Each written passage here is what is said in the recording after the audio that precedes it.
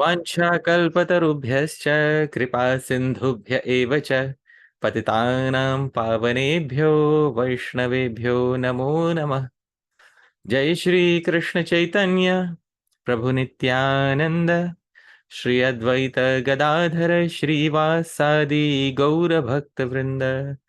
हरे कृष्ण कृष्ण कृष्ण हरे हरे, हरे राम राम राम हरे हरे। श्रील प्रभुपाद की जय, श्रील रूप गोस्वामी प्रभुपाद की जय, श्रील जीव गोस्वामी प्रभुपाद की जय, अनंत कोटि वैष्णव वृंद की जय। My sincere thanks once again to Rameshwar Mahaprabhu Prabhu. He is in physical difficulty, but he is diligently organizing the sessions of Śrī-Upadeśāmṛtam every week. And my sincere gratitude to each and every one of you. You know, it's easy to come and speak something, but in each and every one of your lives, I'm sure, you know, many devotees may be undergoing some difficulties in their personal lives, many challenges on different fronts. But still, all of you take out some time every Saturday and come and listen to what I have to say. And this itself is a reason for me expressing my gratitude, that despite all of the difficulties that you are going through in your life, you are still here today. And I am extremely thankful for your company, for your association, and also to those devotees who will be listening to this talk recorded on YouTube and other via mediums. So thank you very much, dear devotees, whosoever is listening to this talk. We are on our fourth verse of Śrī-Upadeśāmṛtam, and we are studying Śrī-Upadeśāmṛtam in great detail. So dear devotees, today we are going to conclude the fourth verse of Śrī-Upadeśāmṛtam. But before we do that, I would like to offer a prayer to Sri Rupa Goswami. Chittirnam kritam yena prema varshairasaplutam tam gaurarnava sampushtam vande rupa ghana ghanam. By manifesting showers of prema, he inundated the barren soil of the heart with rasa. I pay my humble obeisances to that rain cloud named Sri Rupa, who has been well nourished by the ocean named Gaura. Dear devotees, we have a very merciful teacher, Srila Rupa Goswami Prabhupada. And he is composing Śrī-Upadeśāmṛtam for all types of devotees who are sincere in their aim of life, who wish to achieve the highest aim of life, that is service to Shri Shri Radha Krishna near Shri Govardhan. So, continuing his fourth instruction, Srila Rupa Goswami says, Dadati pratigrihnati guhyamakhyati prichhati bhunkte bhojayate chaiva shadvidham priti lakshanam. Dadati pratigrihnati. She gives and she receives. Akhyati guhyam. She discloses confidential thoughts. Prichhati, and she inquires. Bhunkte, she eats food. Chaiva and bhojayate, she serves food. Shadvidham priti lakshanam. These are the 6 symptoms of priti, or joyous affection. So dear devotees, often I say that there is actually one true happiness in the life of a devotee. Besides Krishna Bhakti, there is one true happiness in the life of a Krishna devotee, and that is Mahaprasadam. Therefore, we should try that this aspect of our happiness should remain as it is. We should continue to have blissful prasadam, and we should continue to feed others blissfully. Therefore, it is important to understand and learn the culture of honoring prasadam and the culture of feeding others prasadam. This is the precise subject matter for the talk today.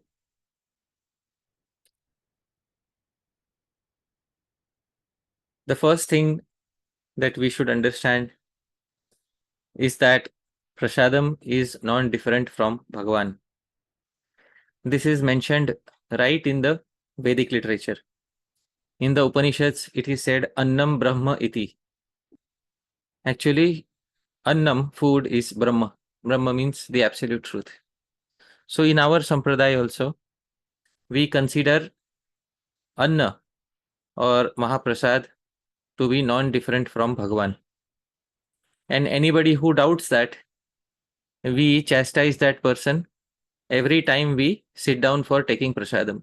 We chastise that person by saying Mahaprasade Govinde, Nam Brahmani Vaishnave, Swalpa Punya Vatam Rajan Vishwaso Naiva Jayate. Those who have Swalpa Punya, very little piety, they cannot have proper faith in the glories of Mahaprasad. Because Mahaprasad is directly the absolute supreme truth in the form of eatables. We should understand that when we are eating something, our eating should be as pure as possible. The purer our eating, the better it is for our Krishna Bhakti. Therefore, it is said in the Upanishads, Ahara Shuddhau Sattva Shuddhi, that when one's eating is purified, Ahara Shuddhau Sattva Shuddhi, one's mind is purified. Sattva means mind. Sattva Shuddhau, when the mind is purified, Dhruva Smritihi, one's intelligence and remembrance are fixed on the Supreme. Smriti Lambe, once that fixed intelligence is achieved, Sarva Granthinam Vipramoksha, one achieves complete freedom from all knots of bondage. So therefore, it is very important to ensure that when we are eating or when we are feeding others, so whatever we are eating or whatever we are feeding others should be sanctified, should be pure, and we should understand that such sanctified and pure prasadam is non-different from Bhagavan Shri Krishna. So this is the teaching of the Upanishads. Srila Prabhupada confirms this point when he says that we should eat with sincere Vaishnavas. Our culture of eating should primarily be based on eating with Vaishnavas. So, Dhameshwar Mahaprabhu Prabhu, can you kindly read what Srila Prabhupada has to say? Yes, Prabhuji. The words bhunkte, bhojayate indicate that one should eat with devotees. One should carefully avoid eating food offered by non-devotees. Indeed, a devotee should be very strict in not accepting food from a non-devotee, especially food prepared in restaurants or hotels or on airplanes. One should avoid eating with Mayavadis and covert Mayavadis like the Sahajya Vaishnavas, who are materially affected. All right. So, Srila Prabhupada says here and gives a very strict instruction that one should eat only in the association of sincere Vaishnavas. One should accept food from a Vaishnava, and one should be very strict in not accepting food from non-devotees. Now he lists certain non-devotees, foods prepared in restaurants, hotels, or on airplanes. So on seeing this, some of us may become happy because some of us like strict standards. So some of us become very happy.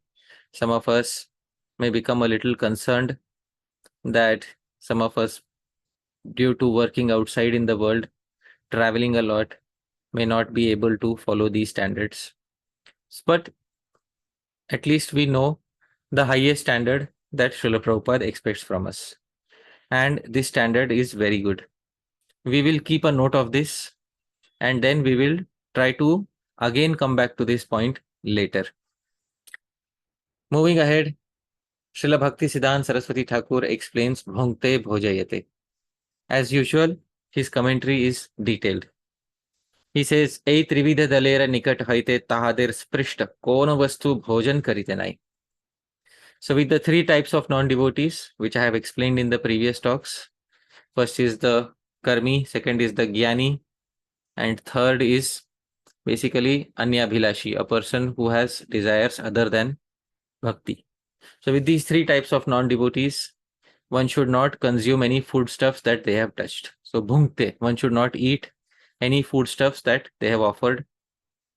Then he says, bhojan karile tahader krishnetar vishaya bhoga pravritir amsha grahan karite hai. Now, if one eats such foodstuffs, one also accepts the contaminating materialistic aspect of such food. And where is this mentioned? So then he quotes from Chaitanya Charitamrita. Vishaira anna khaile malin hai mana malina mana haile nahe krishnera smarana. When one eats food offered by a materialistic man, one's mind becomes contaminated. And when the mind is contaminated, one is unable to think of Krishna properly. So, same point, ahara shuddhau sattva shuddhi. By eating nicely, one's mind is purified. And by eating contaminated food, one's mind gets contaminated. Srila Bhaktisiddhanta Saraswati Thakura continues. Triveda vishayi ke khauyaite nai. Not only should one not eat, one should also not feed the three types of non-devotees. Bhojan karana evam bhojan kara. Ei ubhay kriyate I paraspara pranaya vriddhi hoy. So by eating or by feeding others, by eating what is offered by others or by feeding others, one's priti increases. He says, Swajatiya ashay snigdha vyakti ganer sahita priti vardhita haile. Jiver sai vishay unnati hoy. So when priti increases, when one's affection increases with sajatiya, ashay, snigdha, like-minded, affectionate Vaishnavas, then the living entity's proclivity, inclination towards like-minded subject increases. Therefore, he says, vijatiya lokera sahita adan pradan, rahasya nivedan u shravan, bhojan u bhojya pradan rupa anushtan parihare.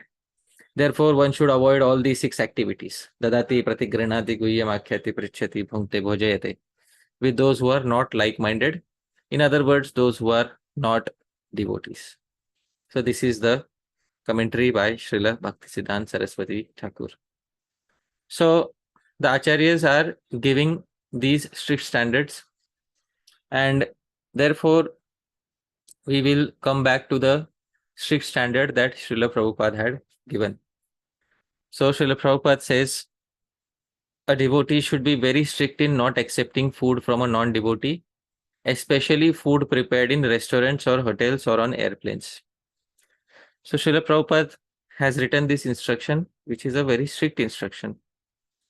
Now, naturally, a question may arise, what about devotees who are traveling? What about devotees who do not know how to cook? What about devotees who are working in places where there is, very little opportunity for prasadam? All these questions arise naturally. And therefore, it is important to balance the strict instruction with what Srila Prabhupada also spoke and displayed on other occasions. So therefore, it is necessary to balance the strict and the practical. It's good to be strict. Nothing wrong in being strict. It is very much desired that one should be strict. Strictness is the quality of a good Vaishnava, that they are strict with their standards. But sometimes a Vaishnava should not be so strict that they fall victim to niyamagraha. So therefore, it is essential to also understand the practical side. Now, Srila Prabhupada in the Purport wrote that one should not eat, especially food cooked in airplanes, or one should not eat food offered in airplanes, hotels, restaurants, etc. However, Srila Prabhupada made exceptions of these rules when he was traveling. On certain occasions, he made exceptions. So, where did he make exceptions? His personal servants who were traveling with him noted it down, especially their journeys on airplanes. So, this is from Shrutakirti Prabhu. So, in his remembrance, he says, Srila Prabhupada sat in a window seat next near the back of the airplane. Shyam Sundar and I were seated next to him. As was the custom on the transcontinental flights, the flight attendants frequently offered refreshment to passengers to avoid the dehydrating effects of recycled air. A flight attendant walked up the aisle with a tray of drinks in clear plastic cups and offered them to the passengers. What is that? Srila Prabhupada asked me as she approached our seats. Oh, that's 7-Up, Srila Prabhupada, I said. Would you like some? Yes, let me try it, he replied. I immediately requested 3 cups for all of us. So, Dhameshwar Prabhu, do you notice something here? Something peculiar? Yes, Srila Prabhupada accepted food from the airplane. Okay, that's the first thing. That is very clear. Something else happened Yes. here. There's something very interesting. The question asked by Shrutakirti Prabhu is, would you like some? Prabhupada said yes. And then Shrutakirti Prabhu orders not only for Srila Prabhupada. I immediately requested 3 cups for all of us. So the servants were so happy that Srila Prabhupada had made an exception to the rule. That servant said, wow, now we will also have 7-Up with Srila Prabhupada. I think this incident is the reason why drinks such as 7-Up, Sprite, etc. are considered as allowable in our movement by many devotees, because Srila Prabhupada made an exception sometimes to the rule that he had specified in his purports. Let's move ahead. Shyam Sundar and I waited for Srila Prabhupada to take the first. We wanted to be certain the 7-Up would be Prasadam. We watched carefully as he put the cup to his lotus-like mouth. He drank some and put the cup down on the table. Ah, this is very refreshing, he said. We finished our drinks within minutes. During that flight, we had 7-Up 3 or 4 times. Each time Srila Prabhupada drank one, he said, ah, very refreshing. This is very good. One time the flight attendant put the can down on the table. So the flight attendant ended up giving the entire can, because obviously they were requesting many times, along with cups filled with ice. Srila Prabhupada picked up the can and asked, what are the ingredients? Water, sugar, citric acid, natural lemon, lime oil, he read. Oh, this is all right. This is very good. It is all natural ingredients. Srila Prabhupada was marvelous. He could have been doing a commercial for the soda. He was very enthusiastic about his discovery. I excitedly watched him enjoy each moment. So, this is the balancing of the strict with the practical. So, the Acharya, who is giving a strict instruction in his purport, is also sometimes displaying an exception to the rule.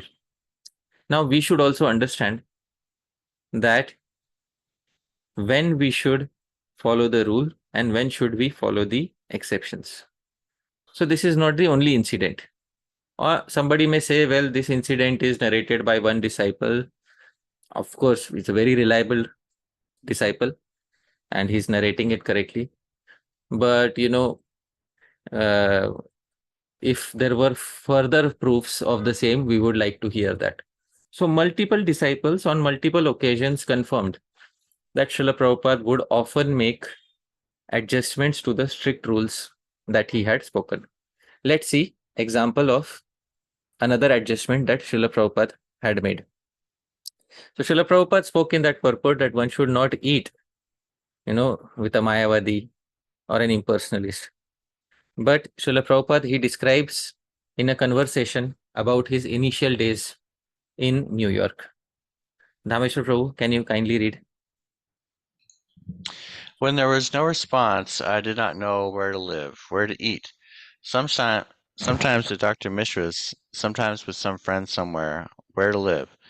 And I was going to inquire the shipping company when the next ship returning to India. Still, I was renewing my visa. Let us hope, let us hope. In this way, we started Second Avenue in the month of July. Yes. So Srila Prabhupada, in his initial days of starting the movement, Srila Prabhupada stayed at the studio of Dr. Mishra, who was following the Advaita school of Vedic philosophy. And this Advaita school is an impersonalist school. But Srila Prabhupada, while staying there, sometimes accepted some food with Dr. Mishra. So here is another example where Srila Prabhupada himself is saying that sometimes I accepted something when I was staying with Dr. Mishra. So we have the strict instruction, but we also have the balancing. Now, when do we follow the strict and when do we let go? We have to understand. Because if we completely let go, then we will not remain a Vaishnava. And if we become completely strict, then we will not be able to deal with practical situations and we will end up making a mistake in practical day-to-day situations. So we have to learn how to deal with such situations.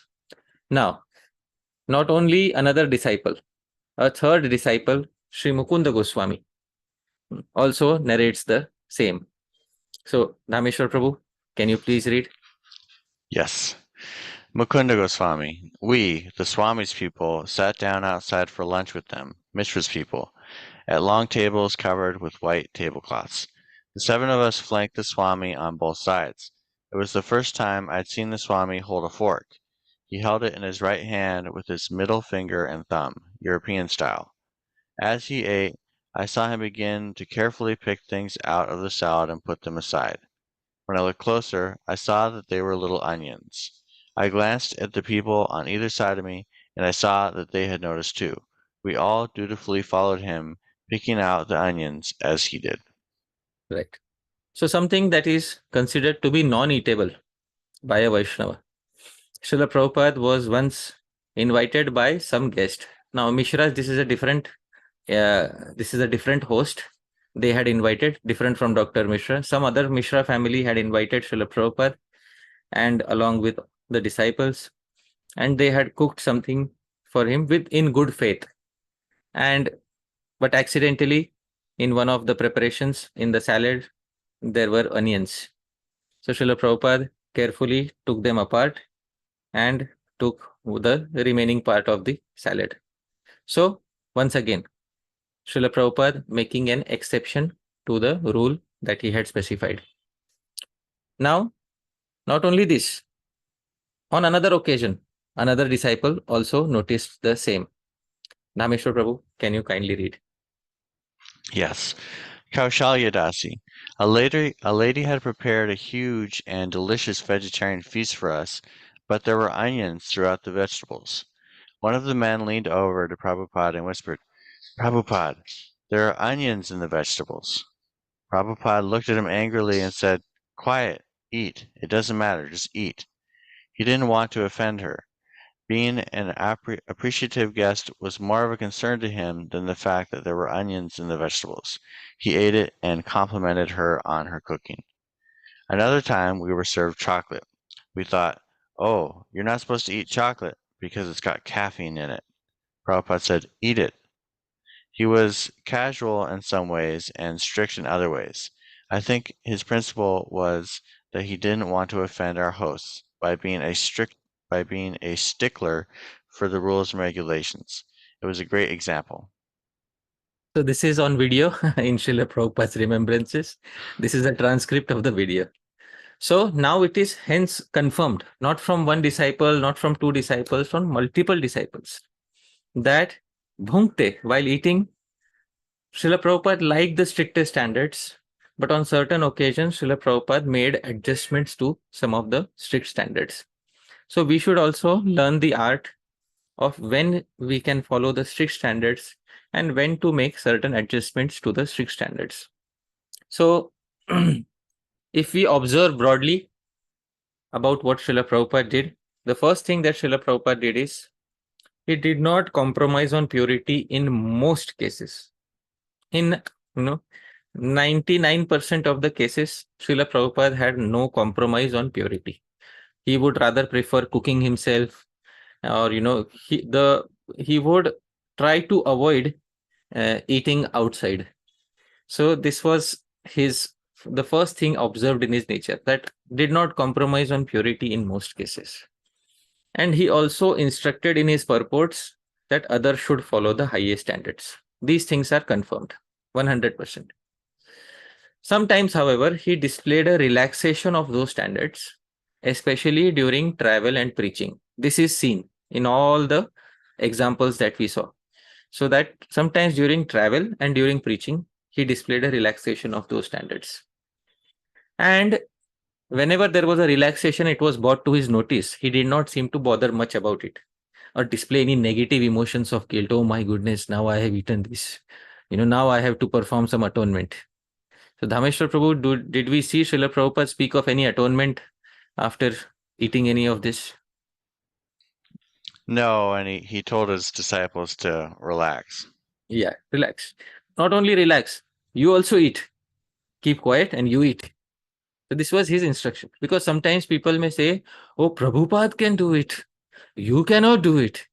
But Prabhupada, in the presence of his disciples, also asked his disciples to do the same thing. You also eat and keep quiet.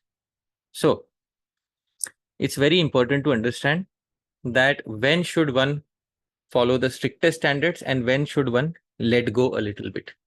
So a very simple, you can say, right hand rule that is given in Shastra about purity and impurity.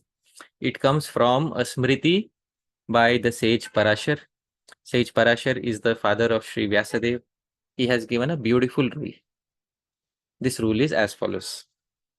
Deshabhange pravase cha vyadhishu vyasaneshvapi rakshedeva swadehadi paschat dharmam samacharet.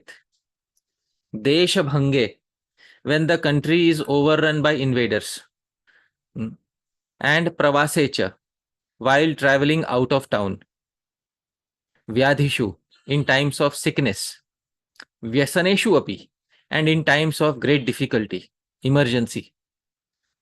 Rakshe deva swadehadi, one should first and foremost protect one's body, mind, etc. Paschat, later when normalcy returns, dharmam samacharet, one should revert to strict codes of dharma. So very simple.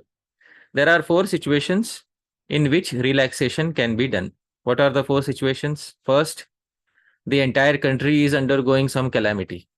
Like right now, there is a war going on in Ukraine. So many people are displaced from their homes. Now, when they are displaced from their homes, first and foremost, they have to find something to eat. Now, if somebody there becomes a stickler for rules and regulations, then they may not be able to survive.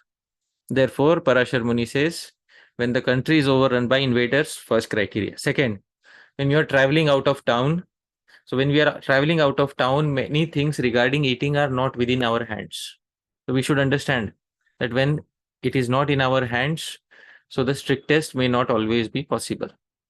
And vyadhishu, in times of sickness, sometimes we may have to consume some medicine which may contain something which is amish. Amish is a Sanskrit term which means something which is non-eatable for a Vaishnav. Or vyasaneshu api, or in times of great difficulty or emergency. Rakshe deva swadehadi. First duty, protect your body, mind, etc. Paschad, when you recover back to normalcy, to good health, dharmam samachara, then you can continue. So dear devotees, free yourself from guilt, especially in these situations. The purpose of knowledge given in Shastra is to free you from guilt, not to put you in further guilt. So Shastra is meant to liberate. Sa vidya ya vimuktaye. That is vidya, that is good knowledge, ya vimuktaye, which liberates you in this life as well as permanently. So it is very important to get good vidya, good education, to learn how to balance. So dear devotees, I hope you will remember these rules and the exceptions. And all this is given not so that we will take advantage of it. Everything is meant for a sincere Vaishnava.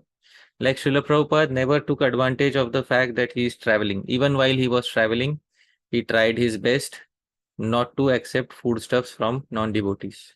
But when it was unavoidable at that time, he accepted as an exception. So dear devotees, please remember this. So none of the rules mentioned here are for, are to be used for unnecessary sense gratification. Having known this, let's move ahead. Parashar Muni further emphasizes, आपत्काले तु संप्राप्ते शौचाचारं न चिन्तयेत् स्वयं समुद्धरेत् पश्चात् स्वस्थो धर्मं समाचरेत्. General rule is आपत्काले तु संप्राप्ते. In any situation of emergency, शौचाचारं न चिन्तयेत्. One should not overthink about purity and the rules. Swayam samudharet. One should first rescue oneself from the difficult situation. Paschat. Thereafter, when swastho, when one is again situated in a healthy state of body and mind, dharmam samacharet. One should think of executing strict dharma. See the balance. See the fine balance which he is establishing. That your default position is strict. On certain occasions, elasticity is given. And those occasions are mentioned. So, you become a good combination of a strict Vaishnava as well as a practical Vaishnava. Both things are mentioned in Shastra. So, dear devotees, I hope all of you will remember this. Now, sometimes we are offered food, which, we might have to eat at places which are not exactly 100% favorable according to Vaishnava Shastras. So, we order food which is pure. We try to order food which does not have any non-vegetarian. We try to order food which does not have any, substances which the Vaishnavas do not eat. Still, sometimes our mind is in doubt because we don't know who has cooked it. Sometimes it may happen. Our mind is in doubt. And the worst thing to do is to eat food with a doubtful mind. One of the worst things to do in life is to eat food with a doubtful mind. Because actually, one is supposed to relish every morsel of food. But in every morsel of food, one feels a pain in the heart when one is doubtful about the food. Therefore, if we have some food about which we are doubtful, or if we have some raw substances which we are doubtful about the purity, then one can do one thing very simple. This is given in the Manusmriti. He says, Adbhistu prokshanam shaucham. He says, purity of foodstuffs is ensured by sprinkling with sanctified waters, along with chanting of auspicious mantras. So if at any point of time we are traveling outside, or if we are in a situation of emergency, we may have to eat something which is not the exact Vaishnava ideal. So what we can do is take a little water on our right palm and chant the mantra for invoking all the auspicious rivers. Gange cha yamune chaiva godavari saraswati narmade sindhu kaveri jalesmin sannidhim kuru. O Ganga, O Yamuna, O Godavari, Saraswati, Narmada, Kaveri, please be situated in the waters in my palm and then sprinkle on the foodstuffs. Apavitraha pavitro va sarvavasthan gato piva yasmaret pundarikaksham sabhahyabhyantara shuchi. So we should learn all these mantras. And then Adbhistu prokshanam shaucham. Purity of foodstuffs is ensured by sprinkling with sanctified waters. Then with a clean mind, then honor whatever is practically available for you. So this is the balancing. Please remember this thing. How to ensure purity when we are in doubt. Now, next. Sometimes it may happen that while we are, eating something, sometimes even Vaishnavas may invite us for eating. It happened once that a Vaishnava had invited many devotees for Prasadam, and he was a Vaishnava, but his wife was not yet practicing. So with a very good heart, he invited many Vaishnavas, and some devotees from the temple, they had gone and they were all being fed prasadam. Suddenly one devotee, he said, Oh, this dal, it has garlic. There was a piece of garlic in the dal. So this devotee realized, the person who was serving realized that a grave mistake had been made. And many devotees started chastising him for putting garlic in the dal. He said, my wife does not know, sorry, she did not know about these rules. Accidentally, she might have put. So these devotees also felt bad that they have consumed something which was not supposed to be consumed. So, dear devotees, sometimes it may happen that accidentally, not intentionally, accidentally, we may end up consuming which is not something which is not supposed to be consumed. When that happens, Srila Rupa Goswami gives us a secret. Dear devotees, please hear the secret carefully. What should be done? Should any atonement be performed on eating something which is not eatable accidentally? So Srila Rupa Goswami says in the Bhakti Rasamrita Sindhu, निषिद्धाचारतो दैवात् प्रायश्चित्तं तु नोचितम् इति वैष्णवशास्त्राणां रहस्यं तद्विदां मतम्. Nishiddhacharato daivat. If an unwholesome activity occurs by some accidental misfortune, prayaschittam tu na uchitam. It is not advisable, no uchitam, for a serious devotee to try and perform prayaschitta, any atonement for it. So we don't have to perform any atonement for it. Why? The reason is given by Srila Jiva Goswami in the commentary. I put it in brackets because bhakti herself is the best atonement. Iti Vaishnava Shastranam Rahasyam. This is the secret of all Vaishnava Shastras. Tadvidam Matam, according to those who have studied them. So, dear devotees, if accidentally some unwholesome activity such as consuming a non-consumable, such as garlic, etc., occurs, if it has occurred accidentally, daivat, then Srila Rupa Goswami says, prayaschittam tu nochem. There is no prayaschitta, no need of atoning. At Bhakti herself is the atonement. You don't need to atone separately. So very simple. Rupa Goswami makes it simple and easy. You don't have to live a life of guilt. So dear devotees, please hear these secrets. He says rahasyam, Rupa Goswami. It's a secret. Not everybody will tell you. Most people will use the rules to beat us with the rules. But there are few people who will free us by telling us the proper application of rules. Srila Rupa Goswami is one such Vaishnava. His purpose in composing this verse in the Bhakti Rasamrita Sindhu is to free us from the guilt of any accidental misfortune that occurs, especially while eating. So,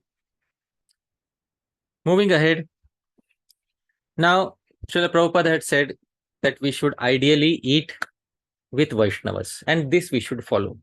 Our society should have a culture of its own of eating and feeding, which we already have. And this is the best culture in which one should eat and one should feed.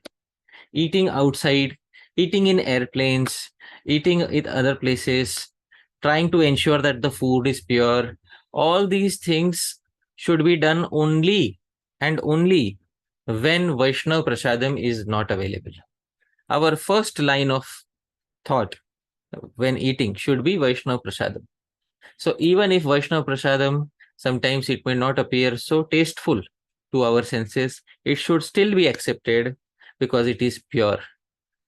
And even if something outside is available, which is, appears very tasty, but we should not reject Vaishnava Prasadam for it, because that which is available outside, there is a risk of impurity, even though we may try to purify it, but still there is a risk. Why to take the risk? So we should try to eat with Vaishnavas, and we should go wherever we are invited with love. Because in the society of Vaishnavas, there are many Vaishnavas who love us. They will happily invite us for Prasadam. But then there may be also individuals who do not like us. So we should not go to those individuals' place for honoring Prasadam, especially individuals who are not like-minded or who do not like us. So this is an incident in the Mahabharata. Shri Krishna goes as the peacemaker before the war of Mahabharata, and he meets Duryodhan and the entire Kaurav army.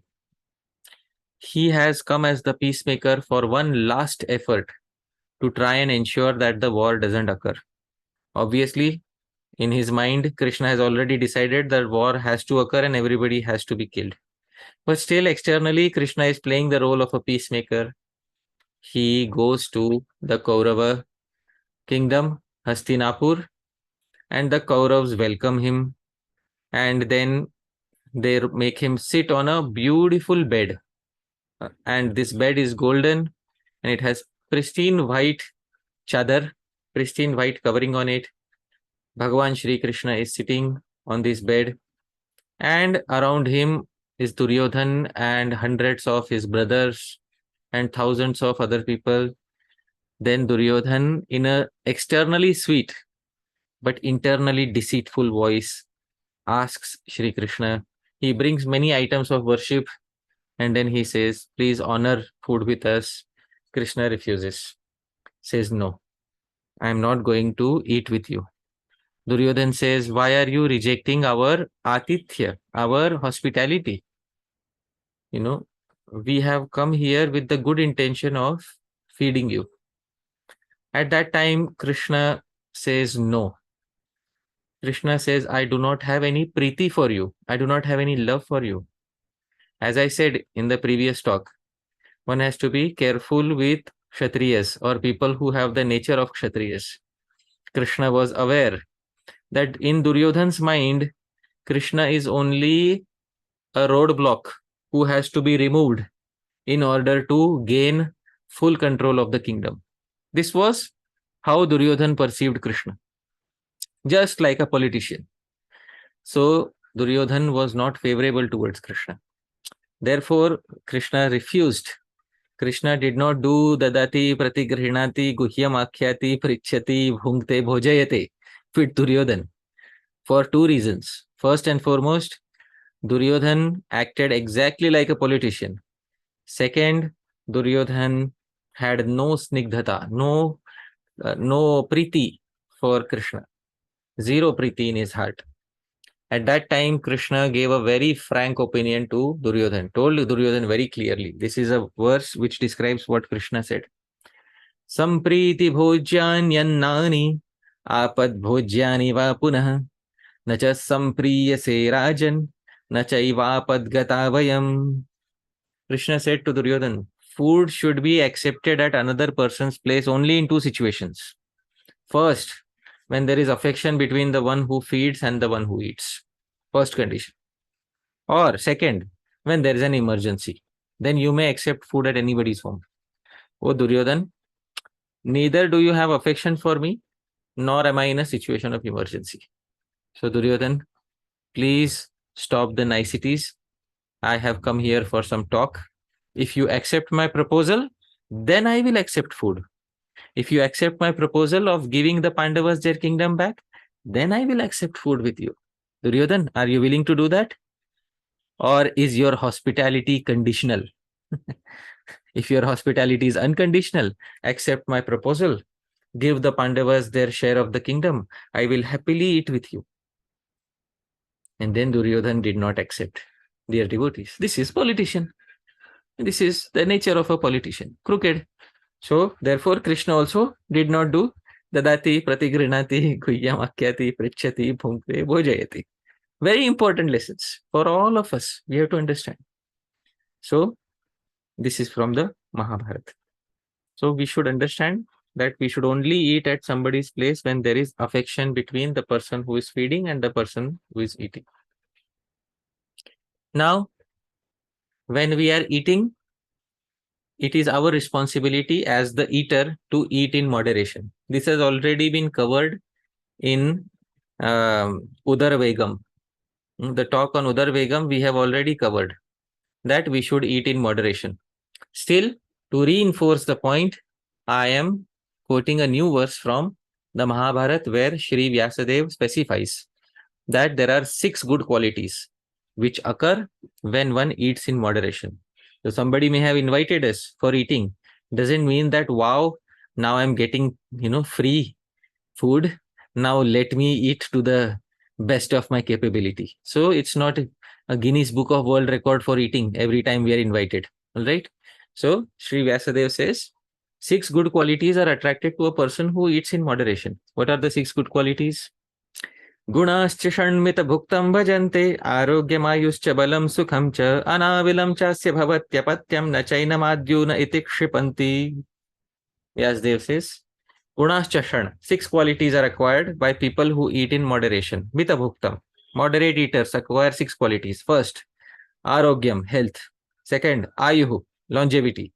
Third, Balam, proper strength. Not over strength, not under strength, proper strength. Balam. Sukham cha, happiness. Anavilam chasya bhavati apatyam, and good offsprings.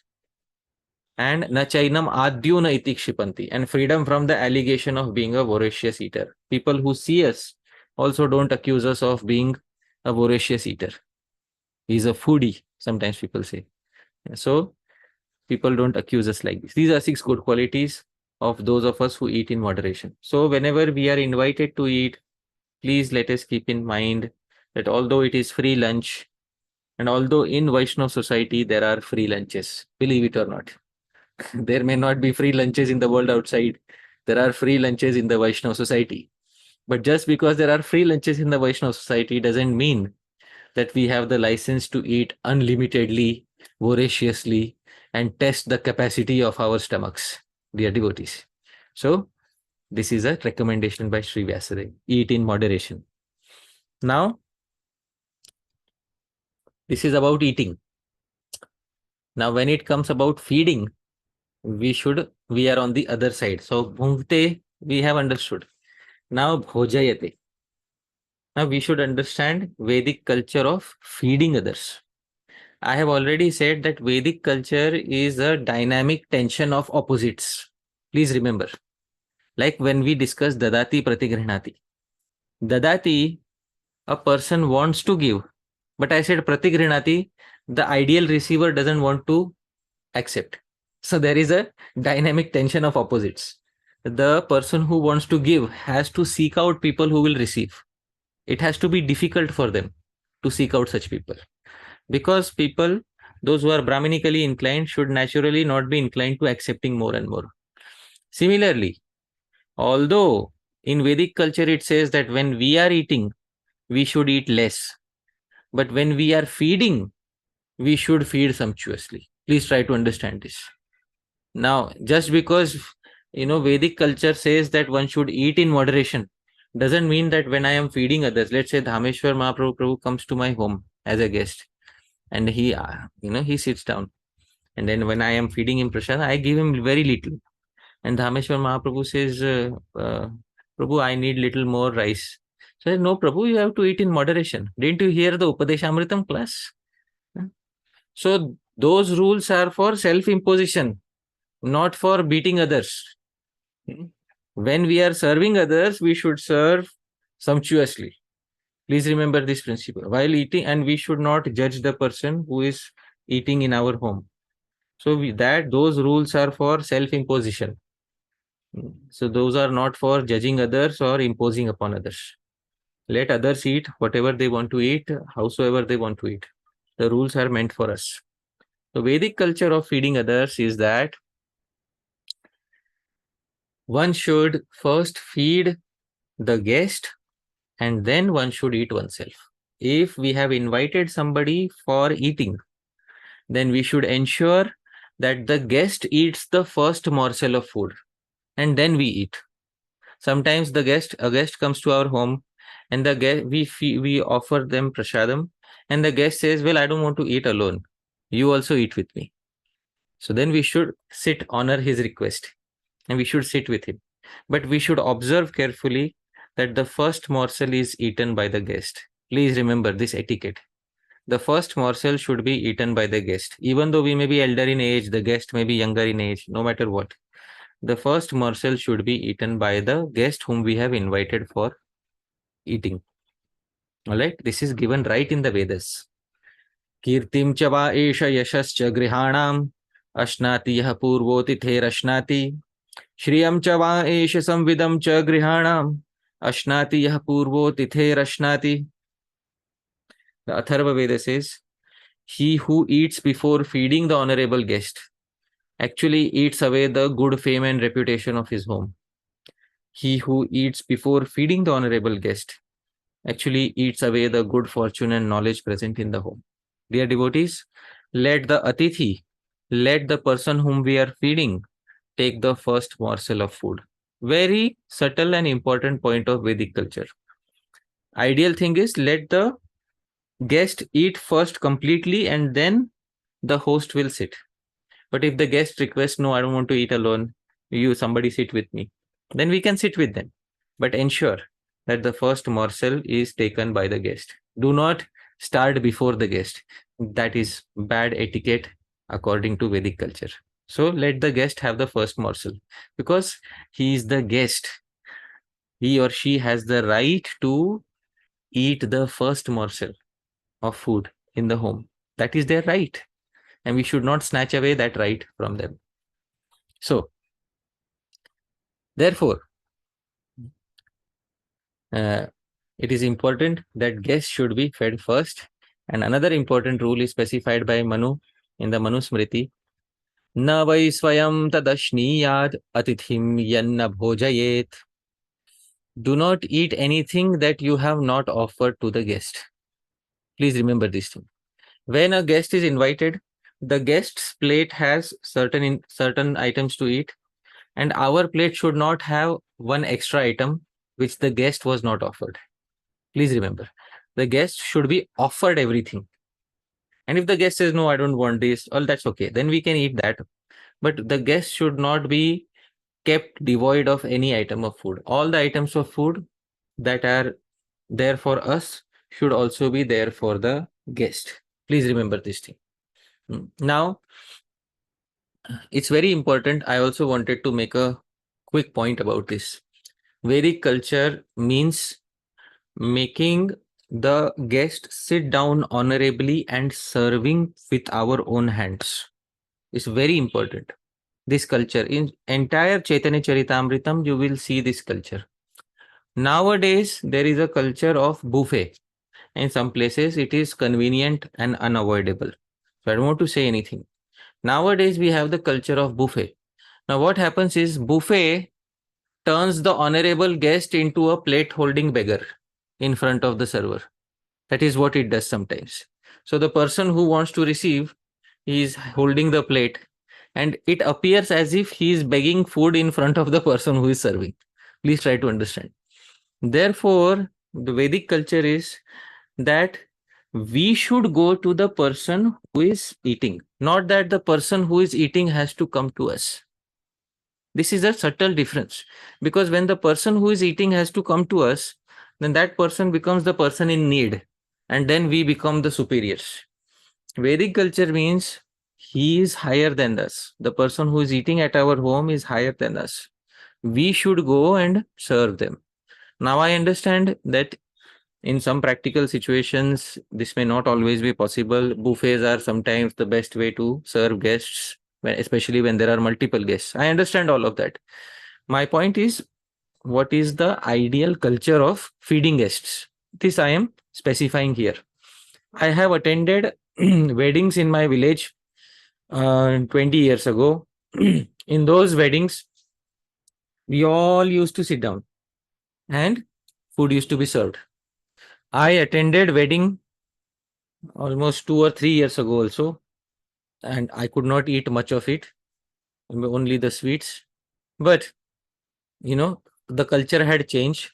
Instead of making us sit, we had to go in a buffet system. So in India, things changed rapidly in the last 4 or 5 years. All the weddings started buffet system of serving. Now buffet is also, buffet is also done with prisoners in a prison. The prisoners in the prison, they line up with their plates and they are served in a buffet system. So let's try our best whenever possible not to make our guests feel like prisoners who are waiting with plates in their hands. Whenever possible, let us serve with our own hands to our guests. That is the system of bhojayate, feeding our guests in the entire Chaitanya Charitamrita.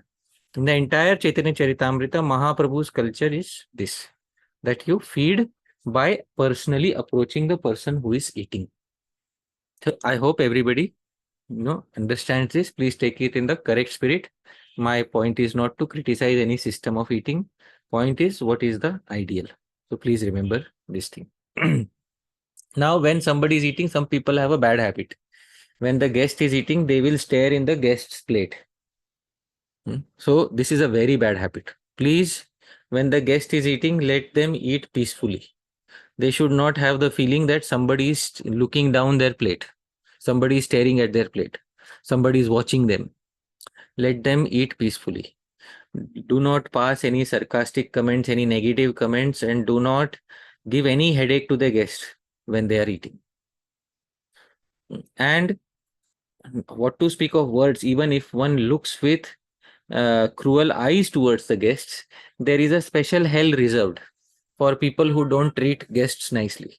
This is mentioned in the 5th canto of Srimad Bhagavatam.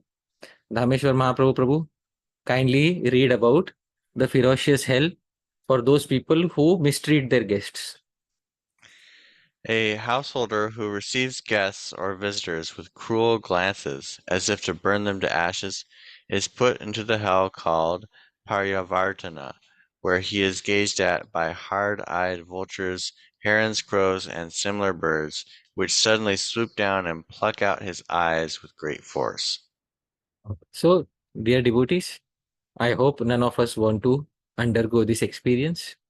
So, whenever the guest comes to our home, we should always remember one important fact, that the guest is in a very superior position. The person whom we are feeding is in a very superior position. In the Hitopadesha, Narayana Pandit confirms this. Uttamasyapi varnasya nichopi grihamagatah pujaniyo yatha yogyam sarvadeva mayotitihi. Even if a person from the lowest stratum of society arrives at a guest at the home of a person from the highest stratum of society, it is the duty of the host to properly worship the guest. Why? Sarvadeva mayo atithihi. The guest is the representative of all gods. Never forget, dear devotees, the guest is the representative of all gods. Therefore, I was saying, better is to go personally and serve food to the guests rather than making them come to us. Because that is what we do with Bhagavan. How do we serve food to Bhagavan daily? How do we serve the deities daily? Do we have a buffet system for the deities, or do we personally serve the deities? So we personally serve the deities. So the guest is a representative of the deity, of all the gods. So we do the same treatment with them. So dear devotees, this culture we should remember.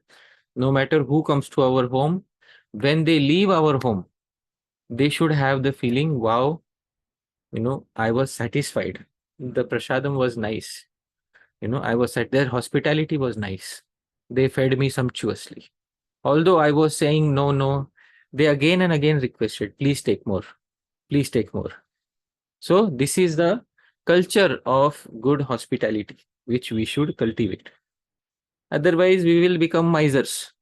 And if we become misers, then it is very difficult to attain good fortune in this life or the next. Miserliness should always be avoided. There are many occasions when many devotees have come to me and said, Prabhu, the prasadam in this place was nice 10 years ago, in good old days when we used to have a complete feast. Nowadays, we just get the bare minimum.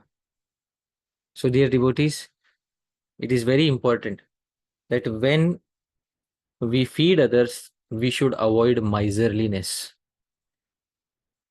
Miserliness is a very negative quality, especially when feeding others.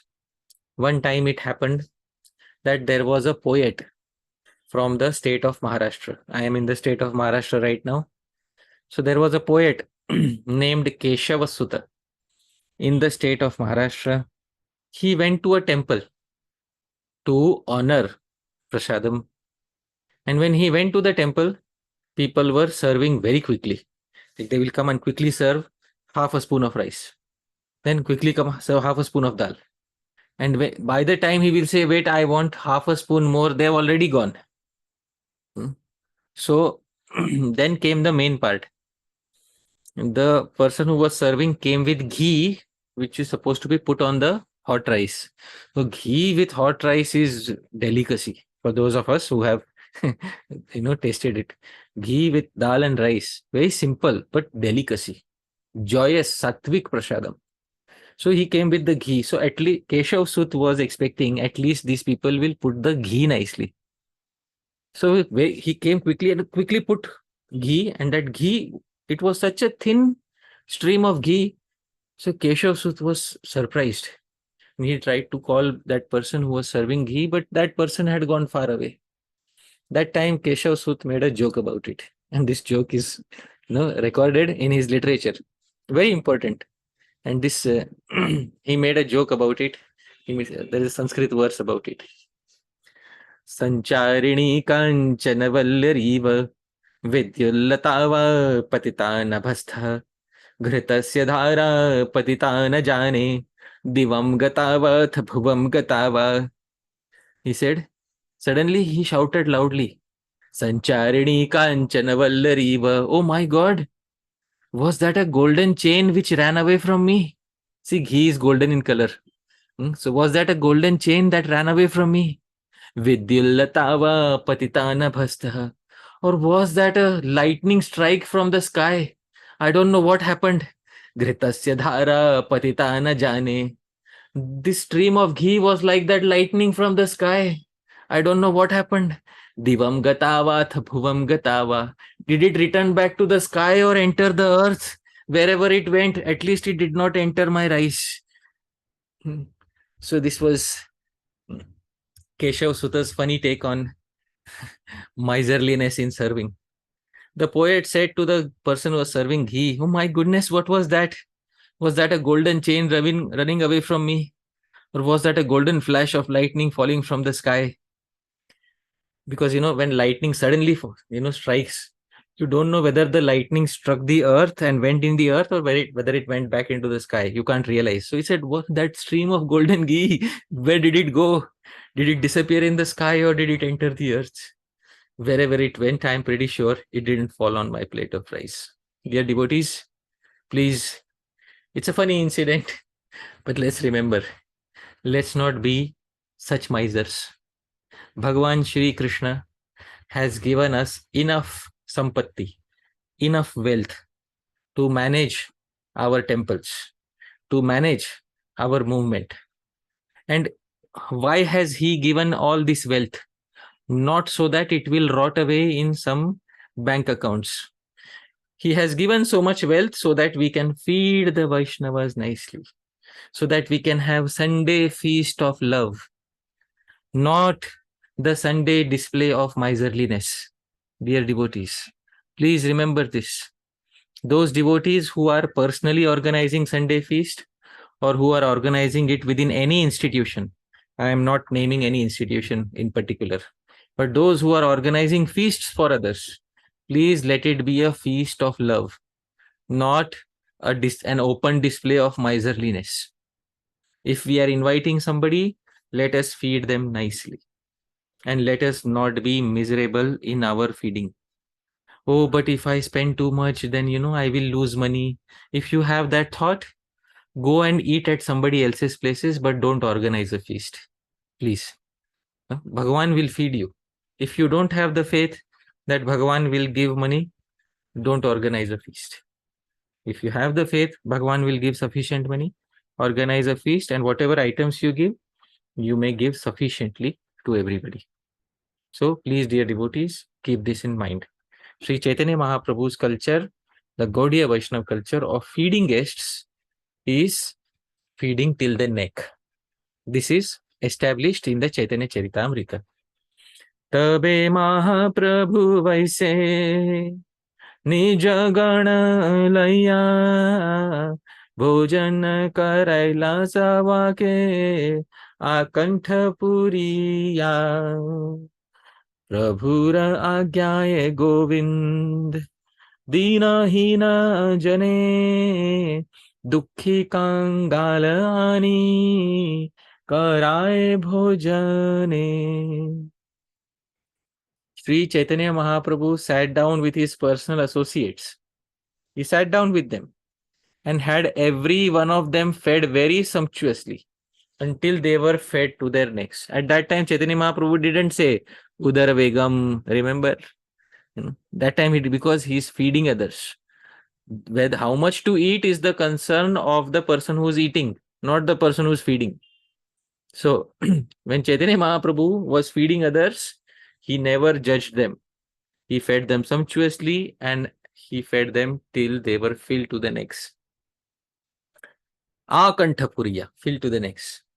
Then, Prabhura Agyay, after the guests were fed, and then Chaitanya Mahaprabhu ordered his servant Govinda, Govinda Dina Hina Jane, find all the beggars, find everybody, and Dukhi Kangalani, and all those who are poor, unhappy, and feed them sumptuously. So Govinda went and fed the beggars, miserly people. This is proof that not only householder, but even a sannyasi who gets some extra donation, some extra income, should use it for feeding the poor and the needy. So we should use our wealth for feeding the poor and the needy. This is a clear proof of this. A sannyasi, some people say, no, those instructions are only for grihasthas. No, dear devotees, even if a sannyasi gets some extra food, some extra wealth, they should use it for feeding the poor and the needy. Never give up this practice, dear devotees. A grihastha should always feed poor and the needy. And Sri Chaitanya Mahaprabhu established this through his own conduct. Dukhi kangalani karay bhojane. If you see a beggar on the street, feed prasadam. Feed sumptuously if possible. Give them an entire plate of prasadam. Feed people nicely with an open heart, dear devotees, and the movement will flourish in ways that we have not imagined before. When Srila Prabhupada started the movement, Srila Prabhupada used to organize Sunday Love Feast. Srila Prabhupada used to cook 12 or 13 items for 50 or 60 guests. And Srila Prabhupada would cook for all of them. He would personally serve all of them. He would collect their uchishta, collect their used plates. He would wash all of their plates. This is how the movement started, dear devotees. Back to the basics. How did our movement start? This is how the movement started. By the Gaudiya Vaishnava Bengali culture of feeding people sumptuously. There are many places in India, but in many places in India, prasadam simply means something which can fit in on your palm. That is prasad in many places in India. But therefore, I am emphasizing Gaudiya Vaishnava culture of prasadam, because if you go to Sri Navadvip, I was in Navadvip. I was in Mayapur. I went to the near Chaitanya Gaudiya Mutt, which is Srila Bhaktisiddhanta Saraswati Thakur's established in the Yogapeeth, etc. And there, for a very small donation, very simple donation, around 50 rupees, I got one plate of sumptuous prasad. My goodness, I did not have to eat anything for the rest of the day. And it was very nice, very nice. The Gaudiya Vaishnava culture of feeding others is the best culture in the world. There is a reason why Gaudiya Vaishnavas took over the world. The reason, one of the main reasons is this is the culture of feeding is excellent in our Gaudiya Vaishnava Sampradaya. And we are not misers. And let us not become misers in feeding others, dear devotees. Therefore, dadati pratigrihnati tuhyamakhyati prichati bhunkte bhojayate chaiva shadvidham priti lakshanam. Dear devotees, these are the 6 exchanges of love.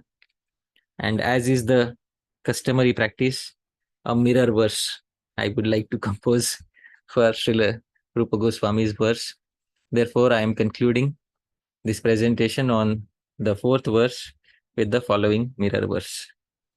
Dadane pratigrhanani prichhanyakhyani gopitam khadani khadayani snigdha sadhu samagame. Dadani, may I always give. Pratigrihnani, may I always receive. Prichhani akhyani gopitam, may I always confide secrets and hear secrets. Khadani khadayani iha, may I always eat, may I always feed. Snigdha sadhu samagame, in the association of affectionate sadhus. Dear devotees, this is my prayer to Srila Rupa Goswami. I am very thankful to all of you who kindly listened to today's presentation. Once again, my sincere thanks to Dhameshwar Mahaprabhu Prabhu and to all of you Vaishnavas who have so kindly stayed here for the entire presentation. Yadatra Skhalitam Kinchit Vidvam Saha Purayantu Tat. Yadatra Saushthavam Kinchit Tadguroreva Me Nahi. Yadatra Skhalitam Kinchit. If there's any mistake in what I said, Vidvamsah, you're all learned devotees, Purayantu Tat. Please correct my mistakes. But Yadatra Saushthavam Kinchit. But if there's anything nice in the presentation, please remember and never forget, Tad Guroreva. I learnt everything from my Gurujanas. Nothing of my own. Me nahi. Alright. So thank you very much, dear devotees. Jagat Guru Srila Prabhupada ki jai. Srila Rupa Goswami Prabhupada ki jai. Srila Jiva Goswami Prabhupada ki jai. Ananta Koti Vaishnava Vrinda ki jai. Hare Krishna. Hare Krishna, dear Hari Parsha Prabhu. Thank you so much for this wonderful class and for really bringing the Upadeshamrita to life with so much detail and practical application. It's really inspiring. These classes are so wonderful. Very, very grateful to be here. We're going to have questions and answers now, and I'll say my same spiel I say every week. Please focus on today's class, and we'll just I will give everyone a chance to have first serving. Yeah, so we're first, sir. coming to you, and we're serving, but we ask you please wait. We serve everyone before you have second questions or follow-up questions or clarifying questions and so on. And we will begin with Bhavya Bhagavan Prabhu. Yeah, Hare Krishna Prabhupada. Thank you, Prabhuji, for a very sumptuous class on Vaishnava etiquettes. So I hope I get to serve you someday, sumptuously. No, I'll grab the first opportunity, Prabhu. You won't. For sure, I'll grab the first opportunity. Okay, let's leave it on time, bro. Prabhuji, my question is something very important you mentioned in the class was there are some rules which are for us to follow and not for us to judge others, Prabhu. Prabhuji, I mean, I would like to request you if you can do a class on this subject matter altogether. What are the rules for us to follow and for us not to judge others? But can you just briefly tell Prabhu Sure. what are those? Because thank you, Prabhu. Yeah. All right. So this answer is given in brief by Srila Prabhupada in his purport to Bhagavad Gita, one of the verses of Bhagavad Gita. In the purport to Bhagavad Gita 17.15, Srila Prabhupada gives a hint about this, and I will share my screen so that Srila Prabhupada says in the purport of Bhagavad Gita 17th chapter 15th verse, of course, when a teacher speaks, he can speak the truth for the instruction of his students. But such a teacher should not speak to those who are not his students if he will agitate their minds. This is penance as far as talking is concerned. So the hint here is, if we are somebody's teacher, then we are allowed to examine them. In a school, not everybody is an examiner. Papers are checked only by those who are appointed as examiners. So if in a school everybody starts examining all the students, it will turn haywire. So therefore, the person who is allocated to judge us is the examiner in the school. Similarly, a Shiksha Guru and Diksha Guru are people who are given the responsibility of examining and judging the candidate. They should judge the candidate. Others should judge themselves. That way society will remain nice. Otherwise, it will become like a school where everybody is the self-appointed examiner. And that is not good for a healthy society. So I hope this satisfies your query to a certain extent. Yeah, thank you so much, Prabhu. And also, I always like the icing on the cake, which you provide in the form of a self-composed shloka, which is on the lines of the shloka we discussed by Rupa Goswami. Thank you, That's very wonderful, Prabhu. Thank you so much for that, Prabhu. Thank you, Simon. Hare Krishna. Next we have Krishnadas Patra Prabhu. Hare Krishna Prabhuji, Dandavat Pranam. My pranam. Thank you, Prabhuji. Wonderful class. Prabhuji, I have a question, personal question. I just want to know your opinion about it. in the next month I have to attend a wedding ceremony of my elder brother. So in there the foods are not prasadam. So what I should at that time, what I should eat. Okay. So if you have to attend the ceremony of your brother's wedding, and many times it happens, especially with devotees who are staying at home, they have to attend wedding ceremonies. Now, if you don't eat there, and people will notice, throughout your life, you will have to hear that you did not eat at your own brother's wedding. So there is something in, you understand Bengali, there is something called as Niramish. Niramish means what is favorable for a Vaishnav to eat. Amish means non-eatable. Niramish means free from non-eatables. So if there is something which is Niramish, Niramish means some sweet, something like that, then you can take a little bit, and what you can do is you can do prokshanam. I told you how, I explained in the lectures how to take little water, invoke all the holy rivers, sprinkle, chant some auspicious mantras, then become guilt-free. And that way you will also not regret that I never ate at my brother's wedding. And then, the guests will be happy, everybody, the hosts will be, organizers will be happy, and you can keep your Vaishnav standards. But if there is something, if there is in some, I'm not saying about this wedding, in some weddings, there is also non-vegetarian food cooked nowadays, which is highly inauspicious. So at that place, one should never eat. Wherever there is a mixture of non-vegetarian food, one should completely avoid.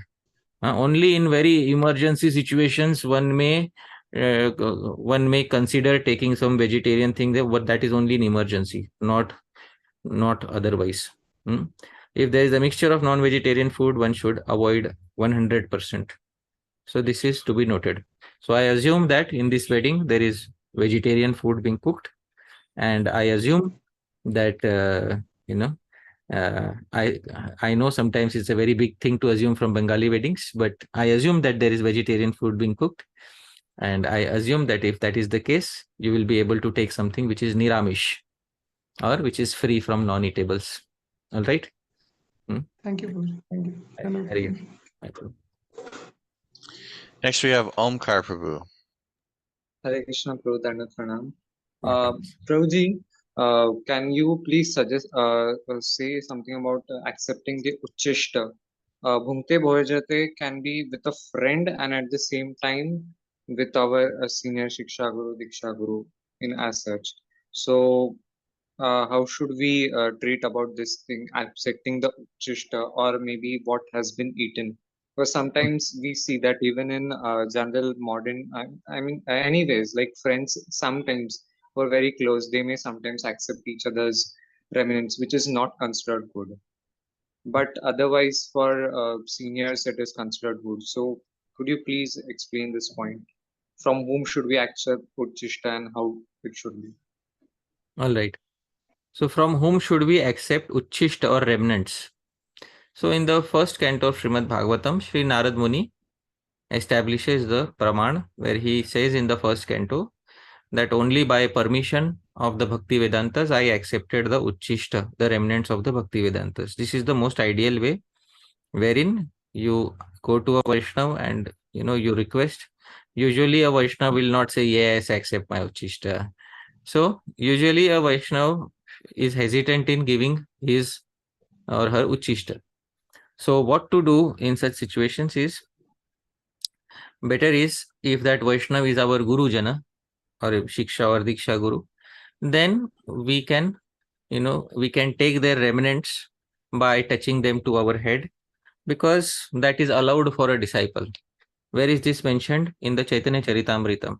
Okay, it is mentioned that Teen Mahabal, there are three very powerful things for a Vaishnav, and this is the three powerful remnants from a Vaishnav. This is Chaitanya Charitamrita, Antya Lila, 16 chapter, verse number 60.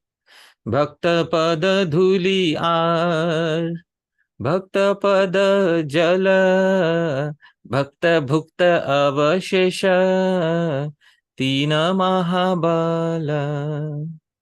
Bhakta pada dhuli, dust. Bhakta pada jala, water that has washed the feet of a devotee, and bhakta bhukta avashishta, remnants of food left by devotee. Teen mahabal. These are very powerful substances. But the thing is, provided that devotee is powerful. So we should have powerful gurus. And if we have powerful gurus, we can have powerful remnants. Okay, so from Guru, we need not take a permission every time. But Narad Muni established the ideal that from sadhus, he took permission and he took their remnants. But otherwise, the Chaitanya Charitamrita gives a general instruction that, these are all very powerful substances, and therefore eating them is bhakti, provided that the Vaishnava from whom we are accepting is of that caliber. So if the Vaishnava is of that caliber, then their remnants also carry the potency. So this is, and we should. Yes, true. Could you add about the friend part? Friend part. Between friends, there is has parihas. Has parihas means there is often joking, and they often try to eat from each other. So that is in a friendship, that is natural. In a friendship, that should happen. Otherwise, it will become a formal relationship.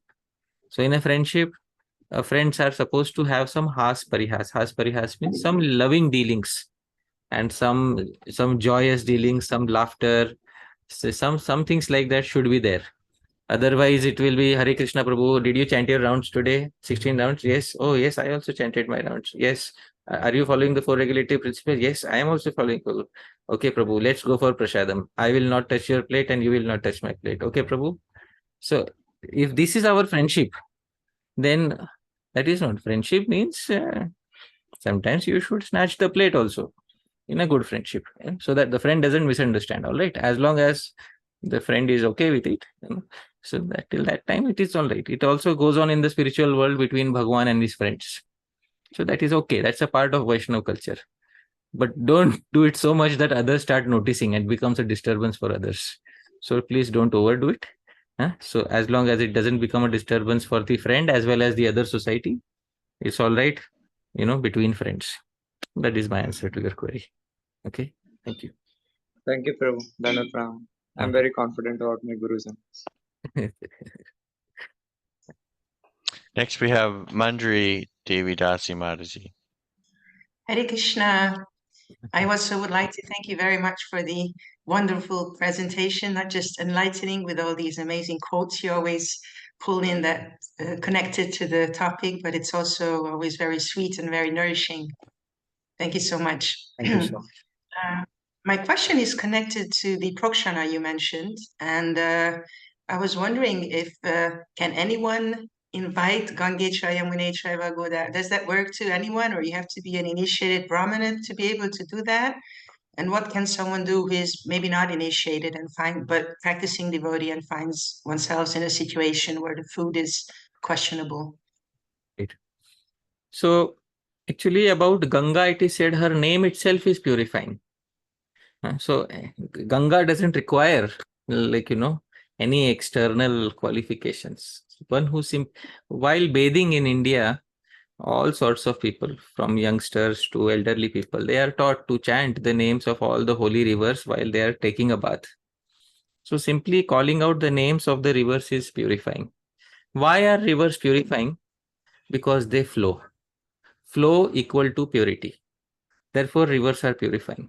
There is a reason why rivers are purifying, because they flow. And this flow ensures purity. My Guru Maharaj always used to say, flowing rivers and flowing sadhus remain pure, and stagnant rivers and stagnant sadhus become impure.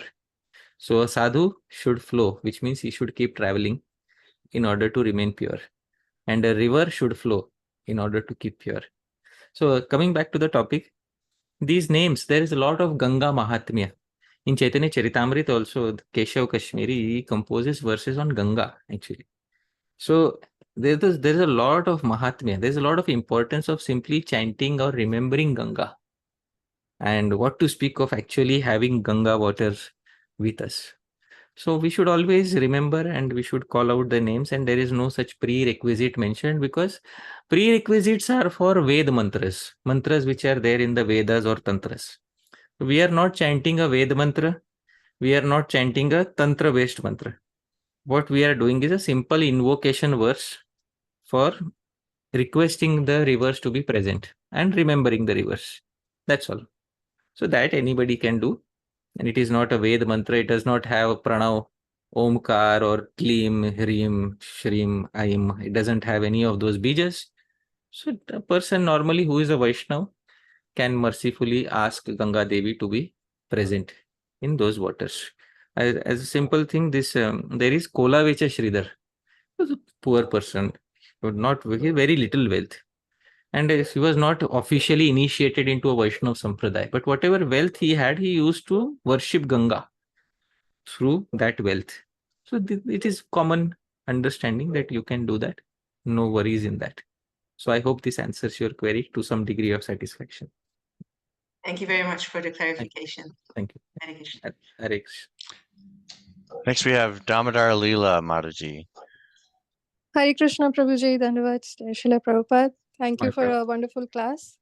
Prabhuji, my question is regarding the bhojayate part. Right. So, where we invite Vaishnavas to come to our house and to feed them sumptuously.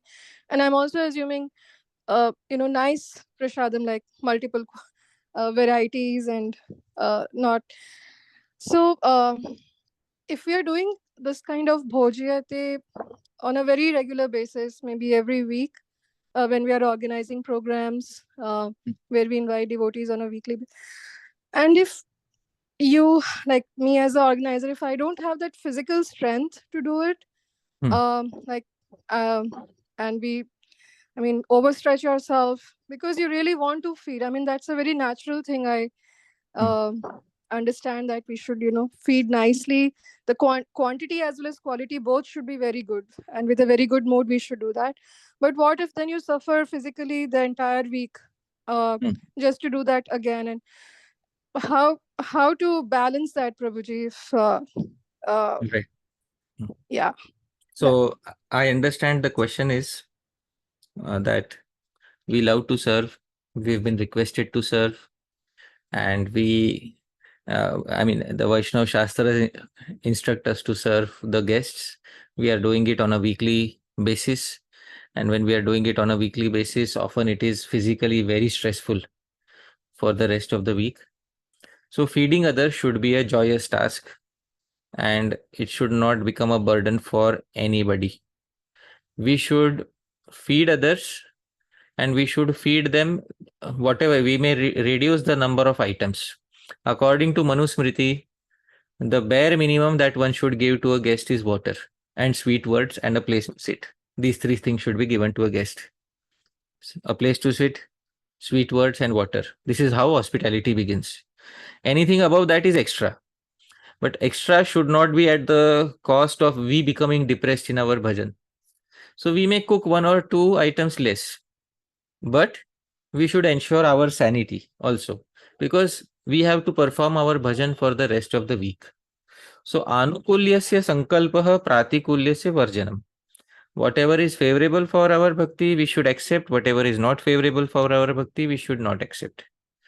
So since serving the guests and hospitality is such an important part of Vaishnava culture, we should definitely accept that.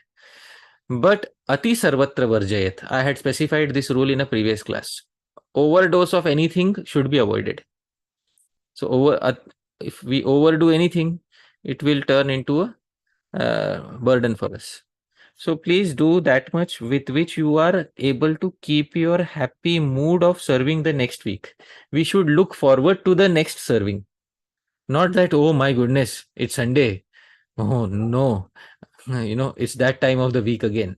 So if that is our mood, then our attitude towards our guests will become negative. And over a period of time, we will become resentful. Over a period of time, our relationships with the Vaishnavas whom we are serving will go down. And this is not at all desirable.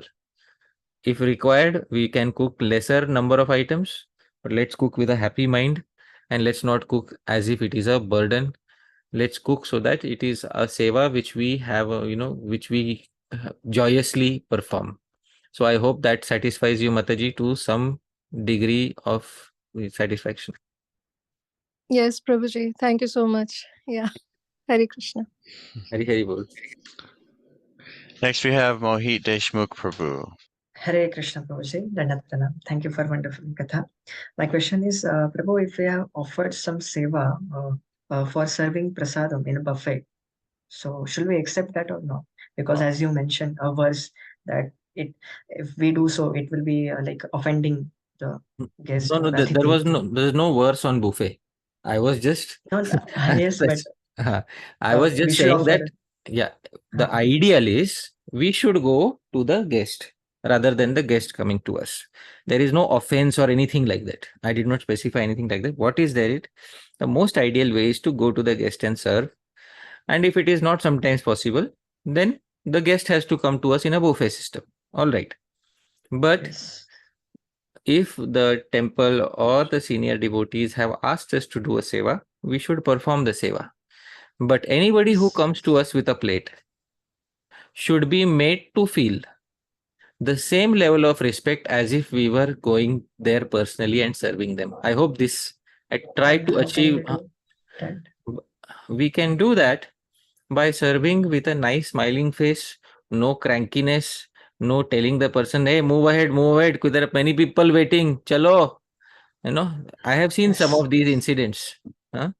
The worst incident which occurred in my life was that it has occurred in my life where I was standing in a buffet. I was a very young dude. This was my first day in my bhakti. Okay, my first day in my devotional service. I had come to the temple. I'm standing in buffet, and there was gulab jamun. This was 20 years ago. When we have plenty of gulab jamuns for everybody.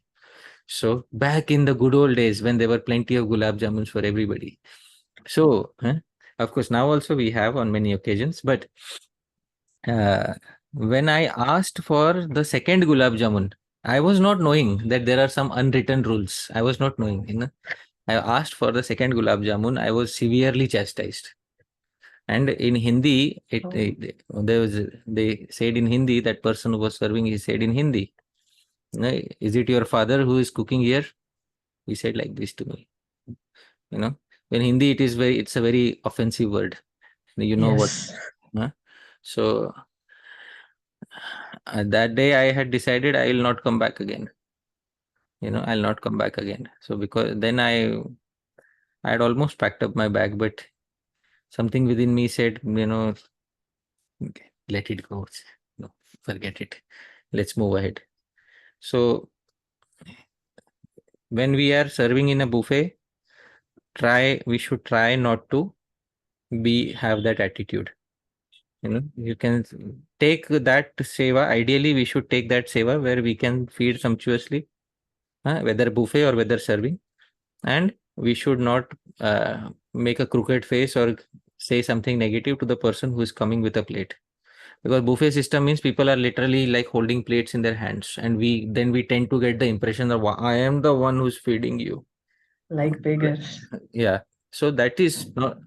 We should not get that feeling in our heart, especially because we should know that this is a guest and it was my duty to go to him. Instead, he is coming to me. So I should offer him respect and give him. So we can take the seva, but give a lot of respect to devotees who are coming with a plate. I hope this satisfies you. All right. Yes, Prabhu. Thank you. Hare Krishna. Jai Hare Prabhu. Krishna. Next, we have Ananga Mohan Prabhu. Hare Krishna Prabhuji Dhanutma. Thank you very much for this presentation on fine balance between practicals and ideal behavior. Prabhuji, many times we invited the guest Vaishnavas at our home or in some function, and we prepared the feast. To examine the feast after offering it to the Lord, whether it is correctly cooked and everything is nice, we tend to taste a little before offering it to the guests. And as you told in that from the Vedas, that it should not be done. First morsel should be eaten by the guest. So how we should perceive this, and whether it is a correct practice or what adjustment can be made? So there is a difference between tasting and eating. Tasting is you just check for taste, whether it is appropriate or not. Eating is you fill your belly. That is what it is.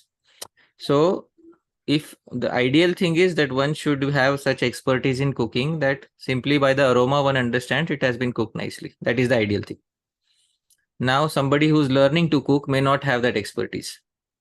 So they should take very little quantity and simple tasting after it has been offered to the deities, not eating. All right. Morsel means one full hand of food is called morsel. First morsel of food should be the guest's honor. That is what we should ensure in our home. The guest should get the honor of having the first morsel of food. All right. So this we should ensure. And not all items should be tasted. Maybe one item can be tasted if we are unsure about it. Rest of the items, the first morsel the guest is going to have. I hope you are able to understand. If you have cooked 6 or 7 items, it's not that you are going to check every item. Maybe one item that you are unsure about, you may optionally check. But remaining 6 items are freshly offered to the guest. So the guest will get the honor of first eating the first morsel of food. So this should be ensured by us. All right. And the best and the most expert thing is to have such expertise in cooking, you don't need to, double check. Yeah. That is the best way of doing it. I hope this satisfies you. Yeah, Thank you. Next we have Dr. Mitra Dasa, Prabhu.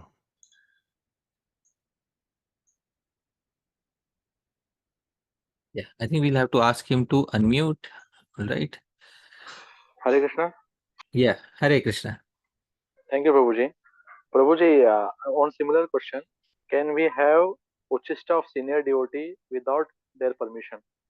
Sometimes it happens that they leave a half chapati or some sabji. So anyway, we are going to throw that. So better than throwing that, can we have that? Sometimes it happens. Anyway, we are going to throw that. So some other living entity will eat. Actually, food is always eaten by living entities. We should realize it never turns into dust. Food is always eaten by living entities. Jivo jivasya jivanam. Since it is organic matter, it will become food for somebody else. So it's not that if we don't eat it, then nobody will eat it. Somebody will eat it. But if that devotee is our Guru Jana, and if we genuinely feel that we will advance spiritually in our spiritual life by consuming their uchishta, then we should first take their permission. And if they are, hesitant, still if we have immense faith in them, then we should, if we have immense faith in that Guru Jana, we should take little uchishta, and we should not do it with the, with a tendency of doing it every time just because I am getting it. One should not frivolously do it. One should do it in a mood of honor. One should do it in a mood of respect. That is a proper way of honoring somebody's remnants. Sometimes I have seen people do it in a what do they say, in a almost negative way, as if you see, I got your uchishta, I got your remnants. So that's not the way it is to be done. It is to be done in an honorable way. It's an honor to receive somebody's remnants. It's an honor to honor eat somebody's remnants, and we should only do it with Vaishnavas whom we feel are genuinely of the level of instructing us, or whose uchishta will really benefit us in our spiritual lives. With that person we should do. Otherwise, let the birds eat, let the poor animals eat. There are millions of living entities waiting for that half chapati, Dr. Maitre Prabhu. So let them also have some of it. All right, so it will never be wasted. That I assure you, it will never be wasted. I hope it satisfies it. Yes, Prabhuji. Thank you. Thank you. So Hari Prasad Prabhu, is it appropriate to be competitive with other devotees for the remnants of a senior devotee? Competitive to the extent that it doesn't turn to rivalry. If it is, as long as it remains sweet, that I don't have to fight so much with my god siblings for remnants that it turns into personal rivalry. So, so we should understand that the remnants of the Guru are his teachings actually. The teachings of the Guru are also remnants, and very potent remnants. They came directly from the mouth of the Guru, and they should enter our hearts. So we are already accepting Uchishta, remnants of the Guru, but still doesn't mean that we should not accept Prasadam Uchishta. We should accept that also, but in a mode that doesn't cause any conflict with other God siblings. So uh, uh, uh, my I have heard a very nice statement, let everybody else go back to Godhead first. I will stand last in line. It's very nice, I will stand last in line. So I'm not in a rush to go back home, back to Godhead. I am here for seva. As long as seva is being done, I am happy.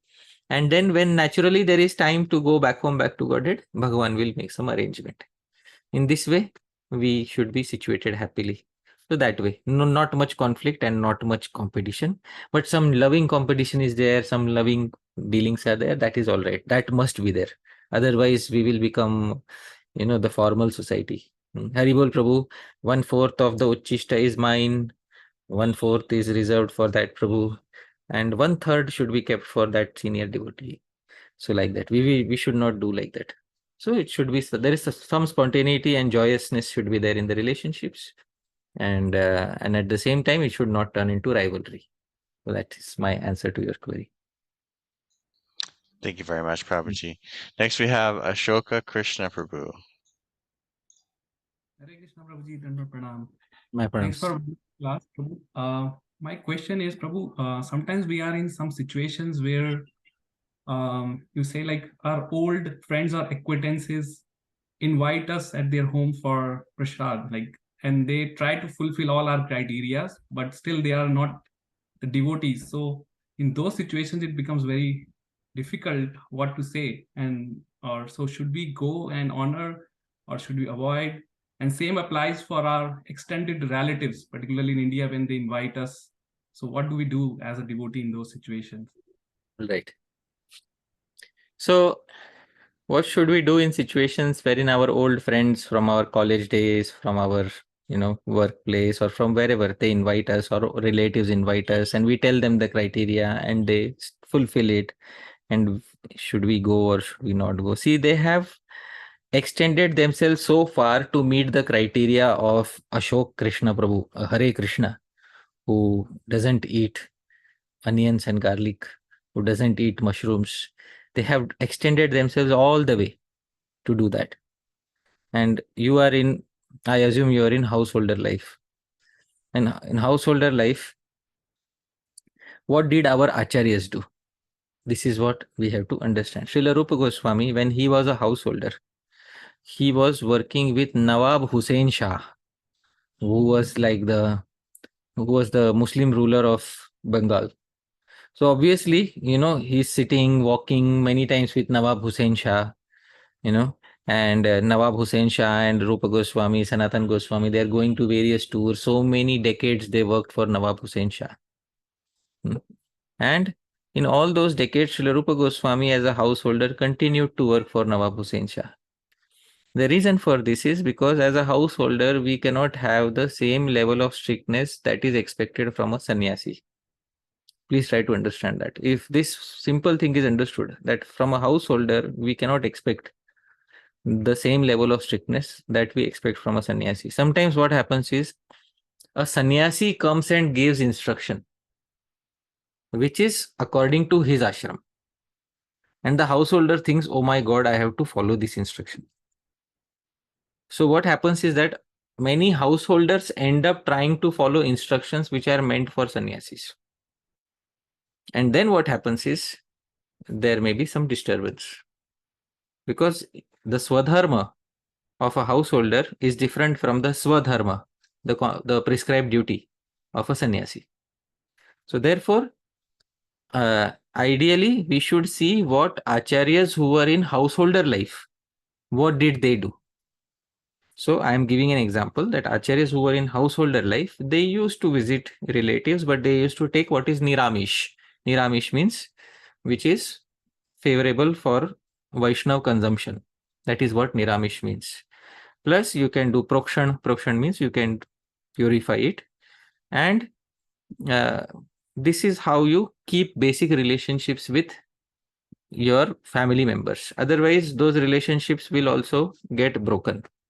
It's important to, on one side we say we should have villages and we should have varnashram and we should have family structure.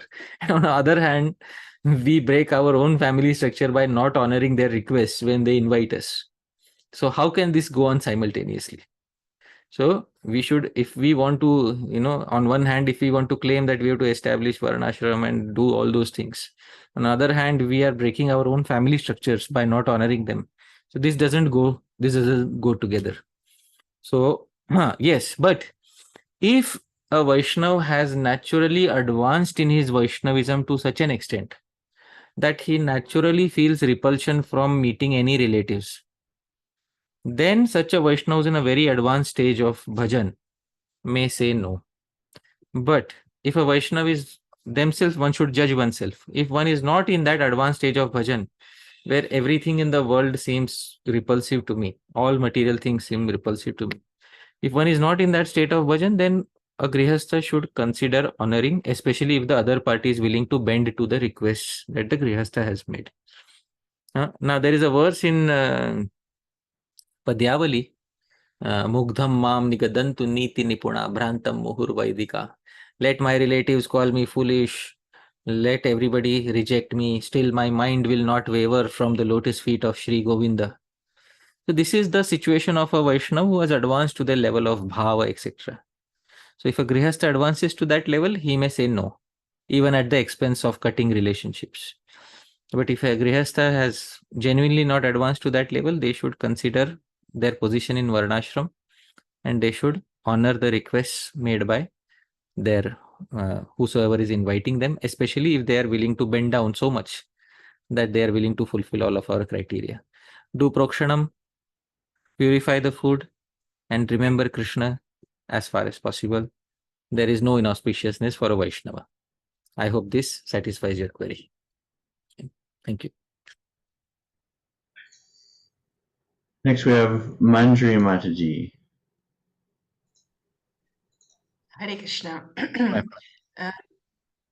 You've been quoting the verse Atiti Deva Bhagavan and Sarva Deva Mayo Atiti.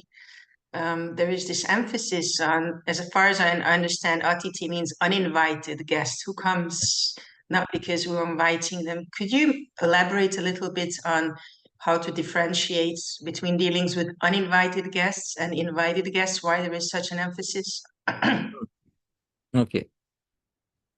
So the first thing is when we say Atithi, Atithi means the standard thing, which standard definition that is given in India is that one who doesn't have a fixed time of coming.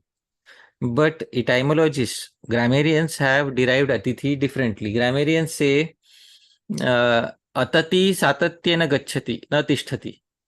Atati, the verbal root is Atati na tishtati. One who will not stay for a long time is Atithi. That is the definition of Atithi. So actually, grammatically, one who will not stay for a long time, that person is known as Atithi. So this is what the standard understanding according to the grammarians is. Because sometimes we invite somebody and we know which time they are going to come. So doesn't mean that they cease to be an Atithi. They are still Atithis. They're Atithi because Atati satatyena gacchati na tishtati. He not stay for long. After some time, he or she will go away. So this is standard understanding of Atithi.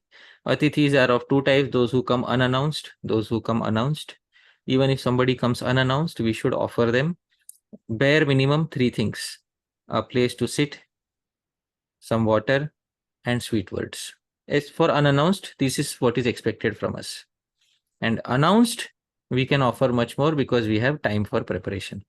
So this is very simple. I hope this satisfies your query. Wonderful. Thank you. Thank you. I remember Srila Prabhupada used to talk about how in America every house has a sign, beware of dog. Owner armed with guns. Right. Stay away. Right.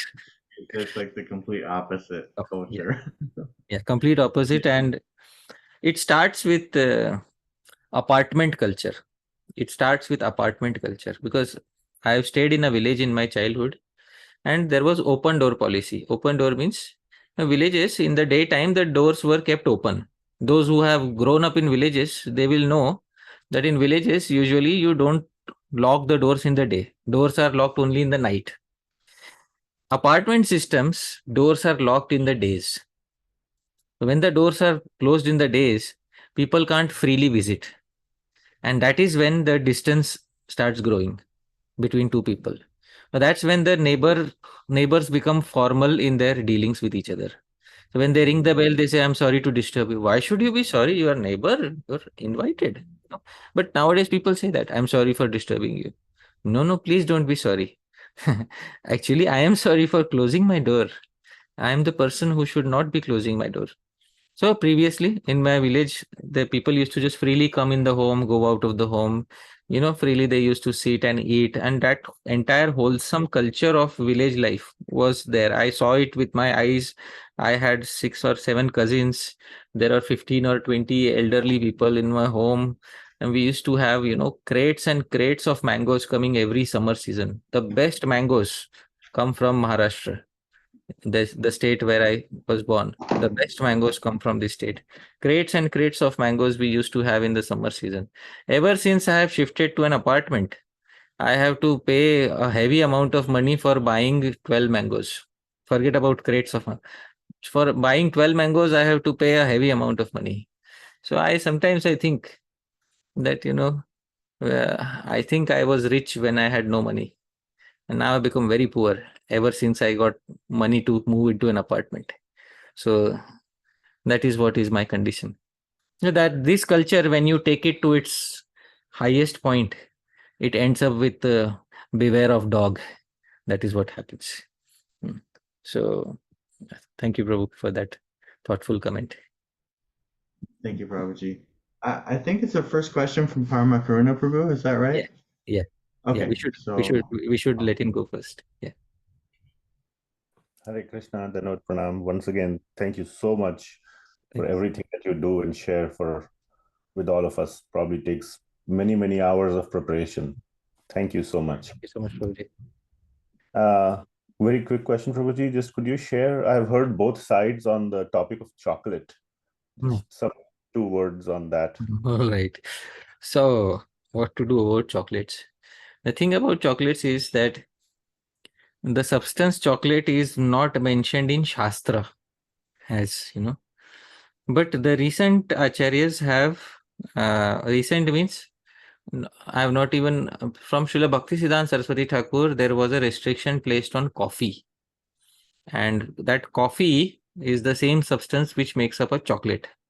So that is what happens. So now Srila Prabhupada specifically said about no to chocolates on certain occasions, and it is recorded in many places. So that is very clear that he specifically said no, it's an intoxicant, etc.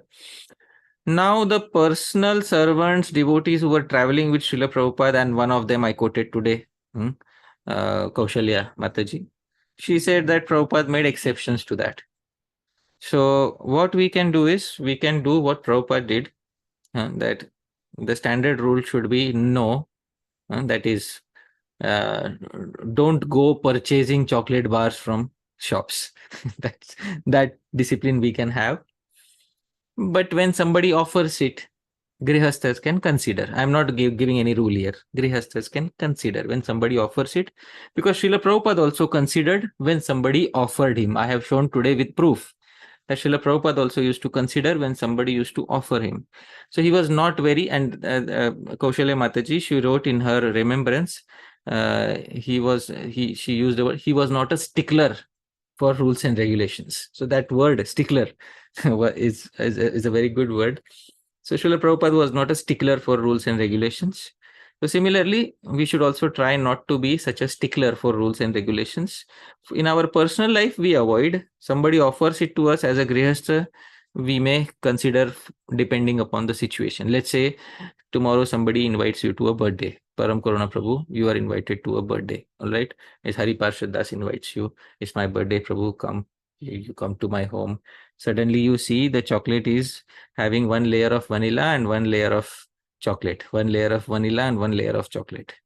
And then there are chocolate chips on top of the cake. All right. And then I invite you and I say, Prabhu, you are my dear friend. Please have a cake from my hand. and then you say, Prabhu, no, that those sinful chocolate chips are deviating me from my Swadharma. So, this is why it's important to have, there's something called as the letter of the law and the spirit of the law. So this, I have always tried to say this thing. There is something called as the letter of the law. Some people want to follow the letter of the law at the expense of relationships. And some people want to follow the spirit of the law. And Bhagavan is understanding the fact if somebody wants to follow the spirit of the law. And in the end of the day, we want a certificate from Bhagavan. That is what he is the person who will certify us. So I hope this answers your query. Yes, thank you so much. And last we have Bhavya Bhagavan Prabhu. Yes. Yeah, Prabhu, I have two questions, Prabhu, one practical and one theoretical, Prabhu. So, Prabhuji, first practical question I'll ask. So, like one Prabhuji asked about when we are serving the buffet prasadam, right? So, what happens is, like in so many cases, I've been asked to serve buffet prasadam, and the main organizer is always getting angry. Oh, you are doing it slow, just keep it fast. And then we have to tell all the people over there, devotees, कि Prabhuji, thoda jaldi kijiye, jaldi kijiye. So Prabhuji, how do we really come up with that, Prabhu, and tell the organizer also that it's not the right etiquette, right way of doing things? So. Okay. Respect and quantity are two important things when we are serving prasadam to others. In asking people to move ahead fast, first and foremost, when we are asking people to stand in a queue with plates in their hand, already it's a slight departure from the most ideal standard that is mentioned in the Chaitanya Charitamrita. Already we have to understand this. We have made our guests stand in a line to honor food. Secondly, we are telling them, chalo, move fast, why are you standing here for long? Which means it shows our mindset in how we are perceiving our guests. And I would say that this mindset is not so good. At least, let's say we have buffet, at least the one thing which we can do is at least let the guest get a good amount of time, a decent enough amount of time to take the serving. Otherwise, if we rush everything, the respect is also lost and the quantity will also suffer. The guest will not be able to get proper quantity. The guest will not be able to get proper respect. Now, the next logical step after this is to have a pre-packaged food for every guest. This is what is remaining now. All right. Yeah. Then first it was serving, then it came to buffet. Now, what is that? In the US, they call take. What is that? Take. Takeaway. No, not takeaway. There is a name. Takeout. Takeout. Yeah, takeout. Takeout. Yeah, takeout. Takeout. Yeah, so he will take out all our pious activities with us, and we will be left with sinful reactions. All right, if we do takeouts. So better not to engage in this sort of behavior. If we are going to serve, we should have our principles. I am a Gaudiya Vaishnava. Okay, I have some moral principles that I honor my guest. And I will honor my guest, even if it's not the most ideal arrangement. At least I will ensure that the quantity and honor is there. Otherwise, otherwise, it is better to say that I will be on the receiving side of the prasadam rather than the serving side of the prasadam. All right. Prabhuji, actually, it happens mostly when we are in the yatra. So in the yatra, there are like 300, 400, 500 devotees. Then we have to go from one place to other. And then the organizer is like, you are serving late, so we are getting late for the other destination which we have to go to. So like those dynamics, bro. So you can suggest to the organizers that better to have normal system of prasadam that was in Chaitanya Mahaprabhu's time. You can go to Sridham Mayapur, go to any kitchen of any temple. In the ISKCON temple, there is one place called Gada Bhavan, where many times in the festival, serving is done for hundreds and thousands of people, and very fast it is done. You go to the Gaudiya Mutt nearby, they are serving very fast. There is also serving prasadam fast. That is also possible. So everything is possible. But better, whatever we should do, the respect should be there and the quantity should be there. That is these are the first two criteria. Right? Yeah.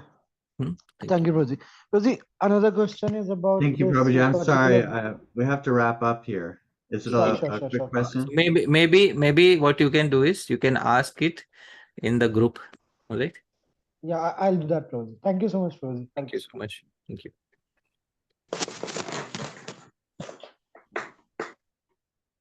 So Right. I'll invite all the devotees to unmute now and give a big thank you to Hari Parshad Prabhu.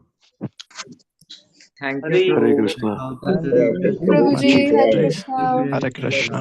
Hare Krishna. Thank you so much. Lord. Srila Prabhupada ki jai, Rupa Goswami Prabhupada ki jai, Ananta Koti Vaishnava Vrinda ki jai.